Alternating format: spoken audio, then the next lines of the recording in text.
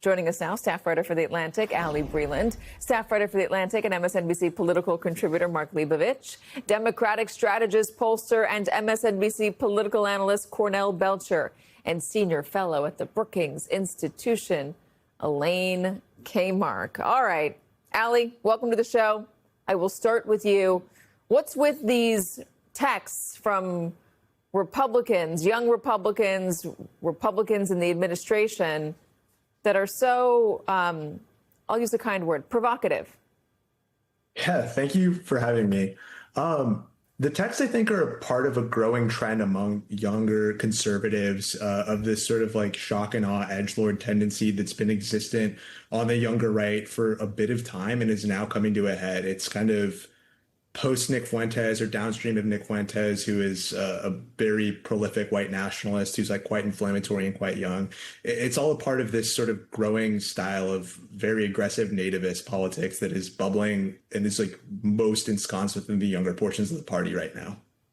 Mark, why does the president like him so much?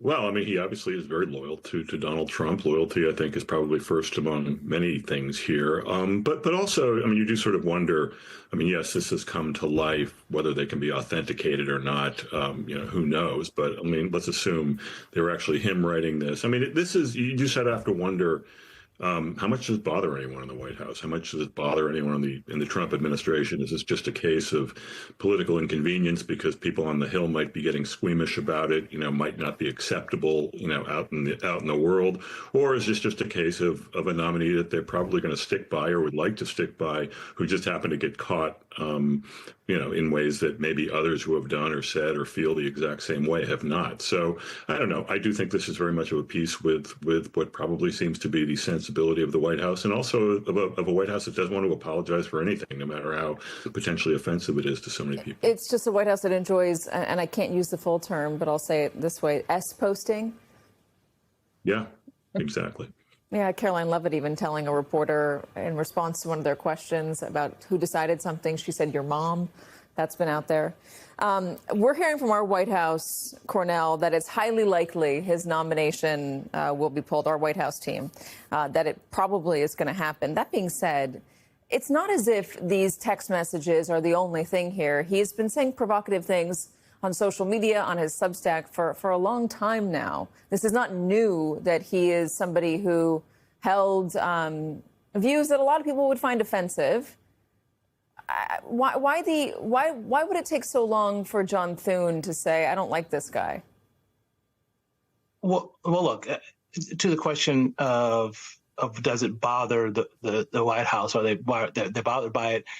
Katie, I'm not going to beat around the bush on this. I think it seems to be almost a prerequisite, this sort of thought and behavior. Look, this is not anything dramatically different than, quite frankly, we've seen come out of the president's mouth or other members of this administration, right? This is a president who routinely uses dehumanizing language towards immigrants. Well, at least brown immigrants. We apparently want the white South African immigrants, which is in itself a tale, right? And so I'm not surprised that this sort of language is being used, and we have racial aversion by certain individuals. What I think is most, problematic is not sort of just the individual racial aversion, but look at, quite frankly, the thrust of this White House, right? In this first couple of days in the Oval Office, what was Donald Trump most focused on? It wasn't fighting inflation. It wasn't lowering the cost of eggs. It was rolling back years and years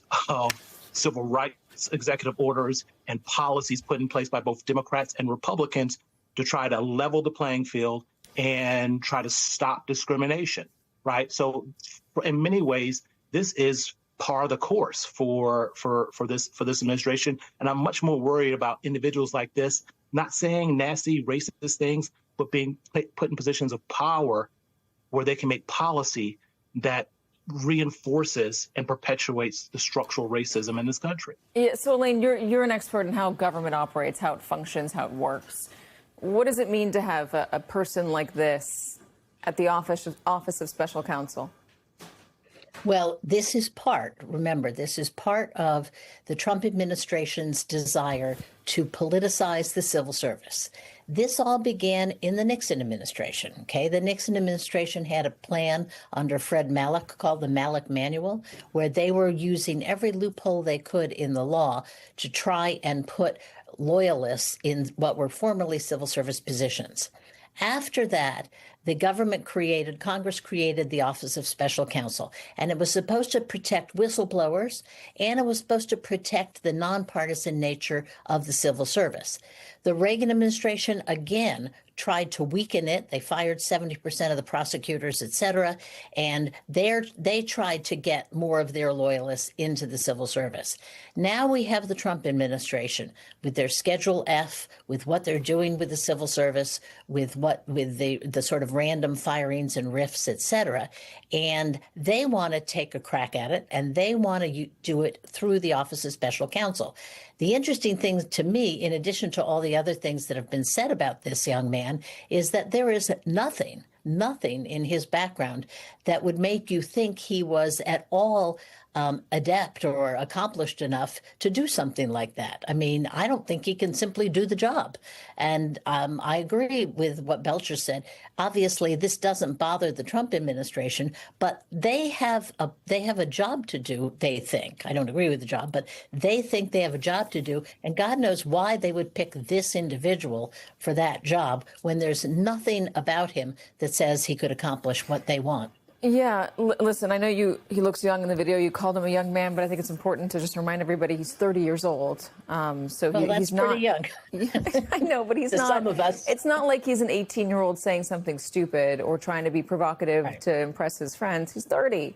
He's a 30-year-old dude. Allie, I mean, you've written a lot about him. Can you help me understand how he came to be a part of this?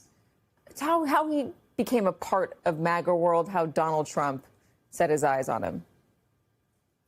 I mean, to be honest with you, it's like a little bit confusing. There isn't a large amount of things in his history. He doesn't have this sort of like long background of running through these institutions like the Claremont Institute or other sort of known prominent right-wing institutions that would explain as to how he came to be. So it is a little bit perplexing, but I guess his associations with the New York Republicans Club and like him getting on Trump's radar via his Substack are things that could have made it easy if he has allies for him to get noticed. I think that that's one way. But for whatever sort of allies that he had that helped him get into this, it's clear that I want to be clear. This is educated speculation, but it seems as though he also probably has enemies, which as much as the substance of what he's saying also might be his downfall. I think the Politico story that also mentioned the sexual harassment claims against Ingracia, I believe the stories from last week, had 5 administration sources coming out against him to be in that story. I think that kind of indicates that a lot of people don't like him for that many people to go on background and tell Politico that this guy's doing stuff that they don't like. This is not the first, and I alluded to this up top, but it's not the first time that there's been an allegation of improper or offensive text messages from a Republican operative or a Republican official. I mean, there was that group chat that Politico revealed just a few days ago, the Young Republicans group, where a number of folks were saying some pretty off-the-wall stuff as well. So again, Mark, it's not a one-off. This is a part of the ether.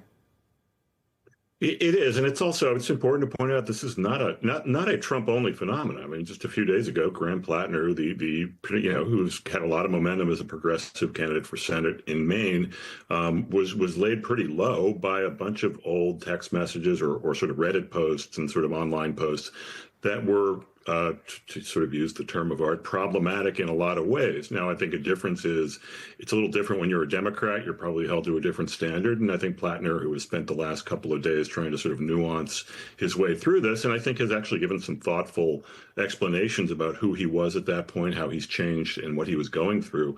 But at the same time, look, this is sort of part of the political fabric at this point, which is, again, not to both sides this, because, we're obviously talking about these two stories around the young young Republicans and the Ingrassia story. But I do think that this is sort of part of a larger phenomenon in the political world these days, and also it goes to how the two parties deal with this, and also really see their own role in sort of being accountable in situations. Yeah, there like is a distinction there. I think that's interesting. But I think you're hitting on an interesting point that I'd love, Cornel, you to talk about or to touch on.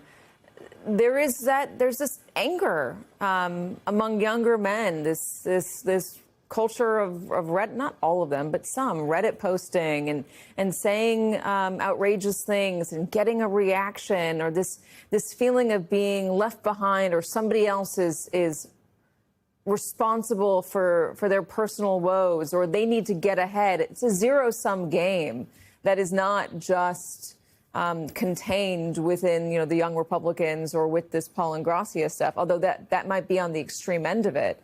It's certainly not the only place we're seeing it. Well, no, it's not the only place you're seeing it, and it's not a new phenomenon. I mean, it is, I don't mean to be cute by saying this, but it's as American as apple pie when it comes to politics, right? Is the whole idea of scapegoatism and boogie and straw men. And especially when times of, people are stressed and there's great economic anxiety across the land, politicians have historically used racism and sexism and all your isms to divide Americans and point the blame. As opposed to bringing us together. And I think my broader point on this is that, America can't keep going down this pathway where we keep dividing and dividing and dividing. We are becoming a more diverse country. And at some point, Katie, we're going to have to put this boogeyman to rest and find a way to get along and have our politicians divide us and think that I'm your enemy because I'm Black, as opposed to I'm an American and we got to work together to solve the problems to win the future for this country.